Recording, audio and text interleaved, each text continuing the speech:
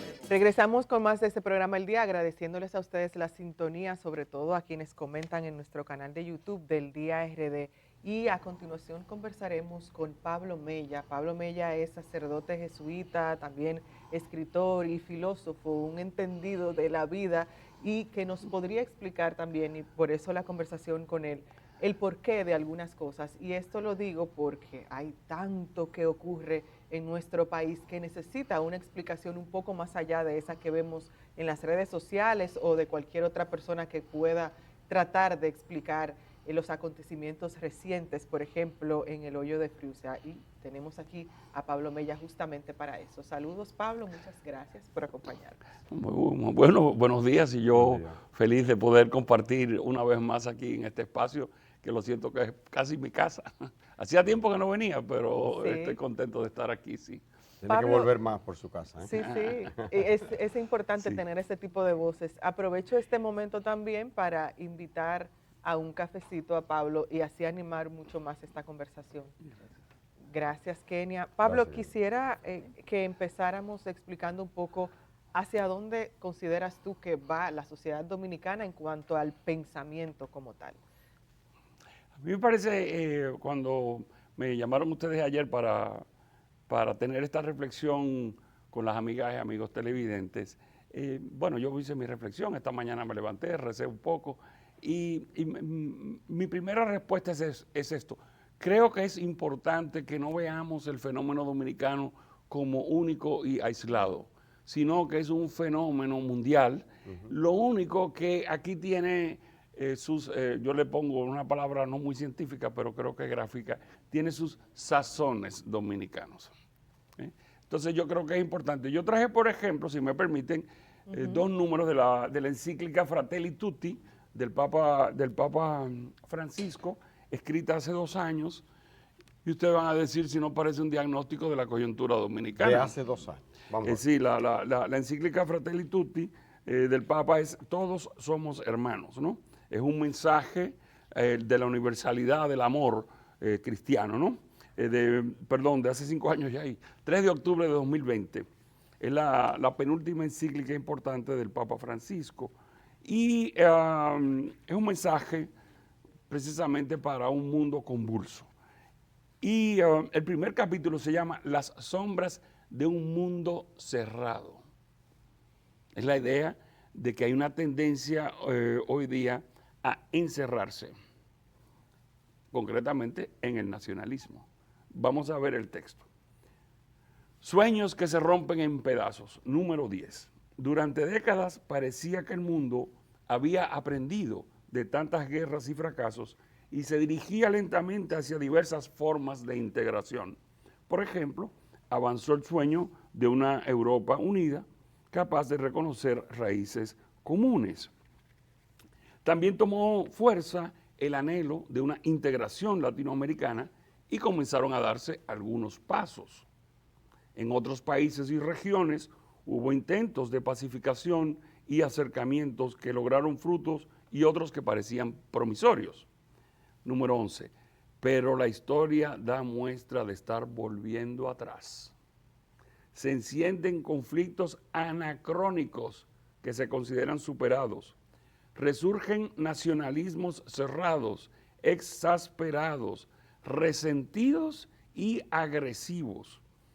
En varios países, una idea de la unidad del pueblo y de la nación, penetrada por diversas ideologías, crea nuevas formas de egoísmo y de pérdida del sentido social enmascaradas bajo una supuesta defensa de los intereses nacionales, lo cual nos recuerda que cada generación ha de hacer suyas las luchas y los logros de las generaciones pasadas y llevarlas a metas más altas aún.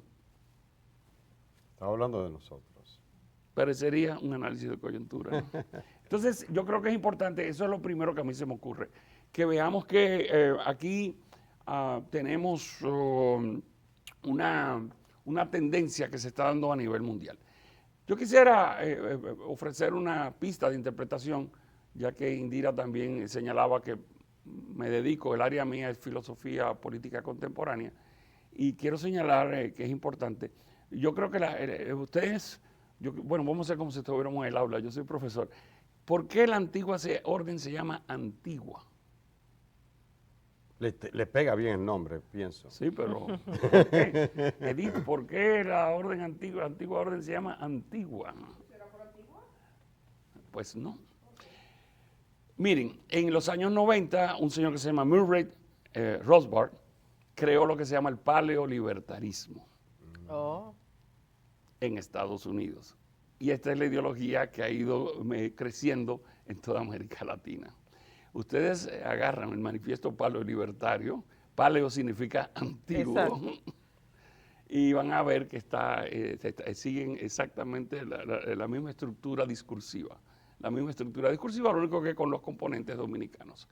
Entonces ahí uno ve que realmente hay grupos ideológicos que están asesorando, dado la manera en que hemos tenido acceso a las informaciones, vemos que no hay una comprensión compleja del fenómeno y uno se da cuenta de que allí hay una falta de comprensión del fenómeno. Yo escribí hace año y pico en mi columna de Amigos del Hogar sobre este fenómeno, 3 entregas hice, pero no, creo yo que me hicieron poco caso. Yo lo venía a venir esto desde hace varios años. Pero ¿por qué, Pablo, ahora que comentas, por ejemplo, sobre el paleolibertarismo, por qué ese retroceso, si se podría decir? ¿Por qué irnos para atrás? ¿Será porque falta algo? ¿Porque antes era mejor? ¿Por qué? Sí. ¿O es esto la expresión de una decadencia de un sistema socioeconómico? Sí. Qué buenas preguntas. Ustedes deberían ir al Bono a estudiar, porque hacen preguntas muy interesantes que uno quisiera tener en el aula. Bueno, la verdad que se puede responder a ambas preguntas de muchas maneras y acuérdense que cuando uno hace una explicación tiene que darse cuenta que uno utiliza los recursos que tiene y las explicaciones que uno pueda dar, cualquiera que sea, deben ser complementadas por otros puntos de vista, ¿no?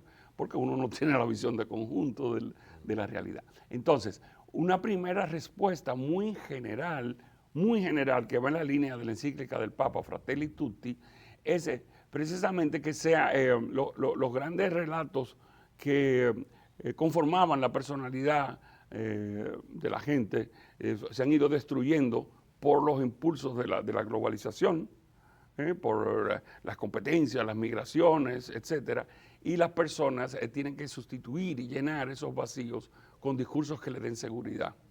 Entonces, estos discursos normalmente no son flexibles, no, tienen que ser rígidos porque ofrecen una suerte de tabla de salvación, ¿no? Ese es un elemento.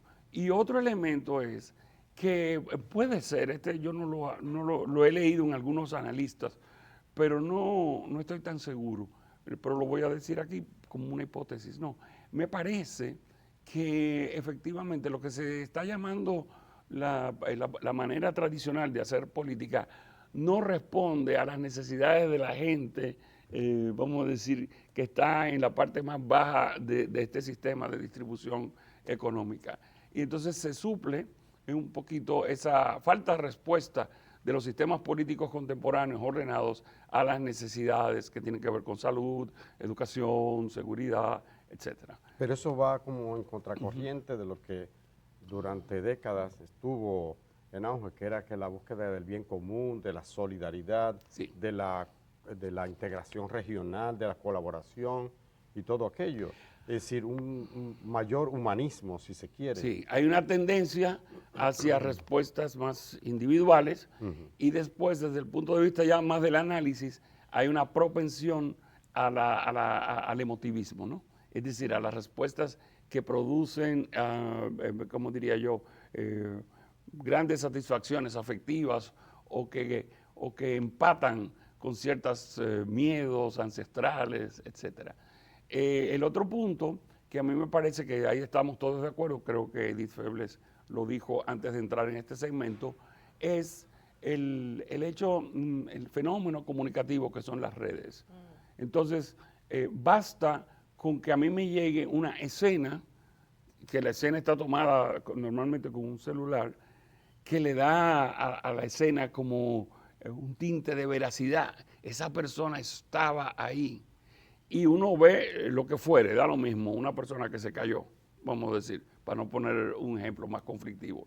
Me pasa una persona que se cayó en una acera y digo, miren, esto es una irresponsabilidad del gobierno y tal, y tal, y tal. Y dice, pero averigua. Puede ser que sí, pero puede ser que la persona se mareó y se cayó. Que no comió ese día. Exactamente, o sea, usted no puede a partir de una imagen hacer todo un análisis Pero completo. uno podría atribuir esto a veces uno tiene como, qué sé yo, se va por ahí, a la falta de educación. A la falta de educación, al escaso nivel, pero es que no. O sea, yo pienso, ocurre con Meloni en Italia, ocurre con Le Pen en Francia, ocurre en Alemania con los ultraderechistas, con Argentina, ocurre con Donald Trump en Ecuador, Trump, muy bien, con Milei, ¿Y cómo con se explica Noboa eso, entonces? en Ecuador, exactamente. que por cierto va a perder, supongo yo. Pero para que veamos que es una tendencia mundial, bueno, eso fue lo que intenté explicar. Pero sí, es decir, lo que quiero decir que no es la educación entonces. No es la educación, es que, a ver, no, en una situación social, en eso los historiadores son los que son más sensibles a esto. En ciencias sociales hay siempre una discusión entre si yo puedo explicar, por eso uno de los aspectos de la pregunta que ustedes me hicieron hace un rato me produjo un poco de risa, si es adelante o para atrás y tal, porque eso se llaman teorías del progreso o de la decadencia. Por ejemplo, nosotros tenemos aquí personas que se aprovechan de las teorías de la decadencia, pero en realidad son discursos para legitimarse políticamente. Entonces, ahí el país se está hundiendo, ¿no? El Salvador. Hay un caos. Entonces, sí. Pero eso es un discurso también, el país no se está hundiendo. No. Pero tampoco tú puedes decir que el otro extremo, el país está progresando. Ambos son discursos, que cada uno tiene que ver con la posición política y el posicionamiento político del que está hablando. Entonces, a mí me parece que este fenómeno que estamos viendo, decía que los historiadores de profesión, son los que nos pueden ayudar más con su método, es que no todas las situaciones son idénticas. También hablo, y los otros que me gustan mucho son los antropólogos sociales, porque hacen mucha etnografía, es decir, le dan la voz al actor implicado y intenta darle la voz al actor implicado. Fíjense que, por ejemplo, en la crisis que hemos tenido ahora mismo, prácticamente no se le dio voz, los organizadores del movimiento no se le dio voz a los actores del lugar. A la gente que reside entonces en la zona. Toman la voz y la sustituyen. Entonces, eso a mí me parece que es, ¿cómo diría yo? Por lo menos desde el punto de vista académico y de la comprensión del fenómeno, que es la pregunta que ustedes me están haciendo, me parece un método insuficiente, ¿no? Pablo, ahora que mencionas también el tema del discurso, parte del discurso de estos grupos es el del patriotismo y el nacionalismo. Sí. ¿Cómo explicarle a la gente? ¿Qué es? Esa es una pregunta sumamente básica. Patriotismo y nacionalismo. ¿Qué es? Y ya luego, ¿por qué estos grupos utilizan este tipo de argumentos? Bueno, la palabra patria originalmente significaba el lugar donde estaban enterrados los padres de una persona. Y normalmente los padres de una persona estaban enterrados en el patio de su casa.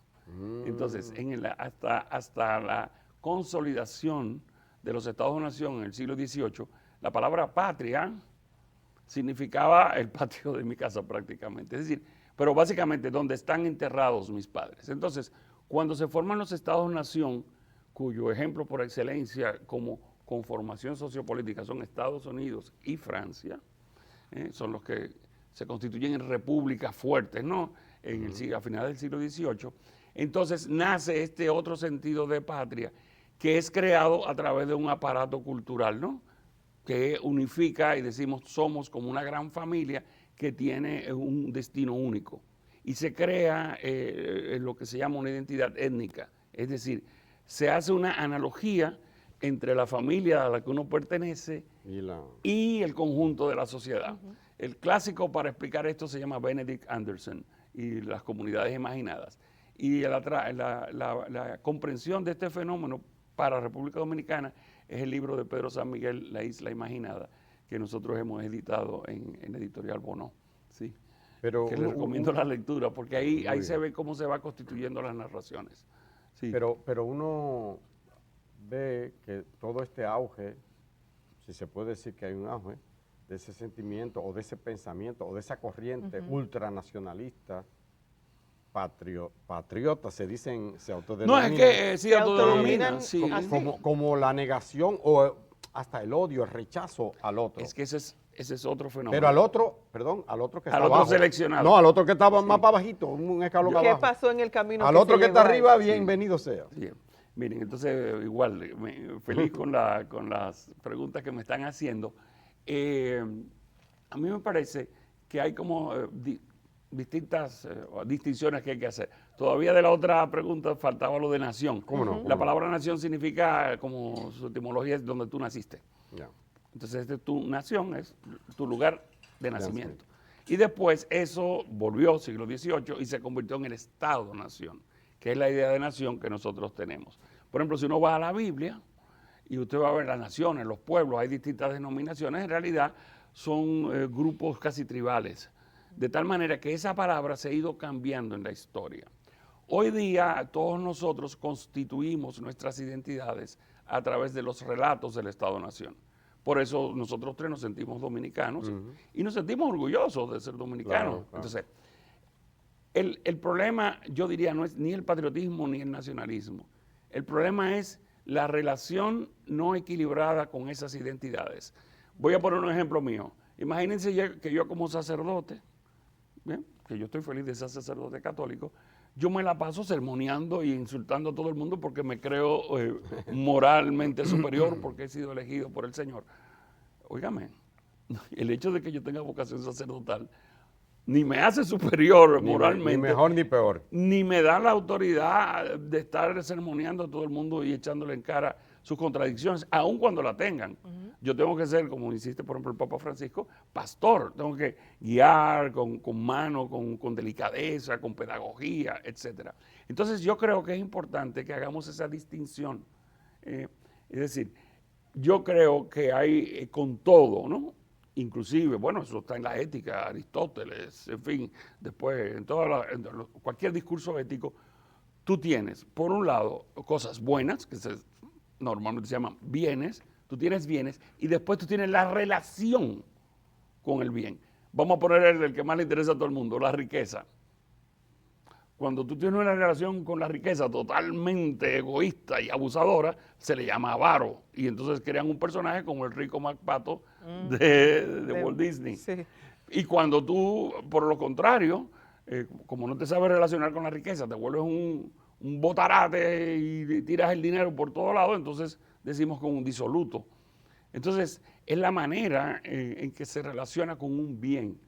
No me voy a entrar ahora a cómo se produjo ese bien, que es otro tema, pero me estoy hablando del hecho de que uno tener algo o no tenerlo es en principio neutro. Es la manera en que yo me relaciono con eso. Y entonces en este caso igual, la patria es una. Yo mismo pude haber sido de otra nacionalidad. Pude haber nacido en otro sitio. Cualquiera de nosotros. Cualquiera de nosotros. Mi abuela era puertorriqueña y vino aquí jovencita. Pero sin embargo mi familia, la prima Febles, yo soy Febles,